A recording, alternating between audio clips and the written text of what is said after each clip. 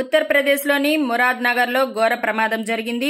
ఓ వ్యక్తి అంత్యక్రియలో పాల్గొనేందుకు వచ్చిన 15 మంది శ్మశానంలో మృత్యువాత పడ్డారు.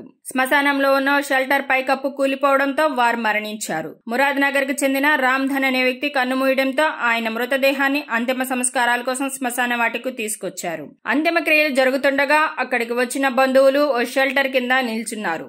ఇంతలో షెల్టర్ కప్పు ఒక్కొదటను కూలిపోయింది. 15 మంది ప్రాణాలు కోల్పోగా పలువురు తీవ్రంగా గాయపడ్డారు. వారిని పట్టణంలోని ఆసుపత్రిలో చేర్చారు. ఈ ఘటనపై ఉత్తరప్రదేశ్ ముఖ్యమంత్రి యోగి ఆదిత్యనాథ్ దిగ్భ్రాంతి వ్యక్తం చేశారు. మృతుల కుటుంబాలకు ప్రగాఢ సానుభూతి తెలిపారు.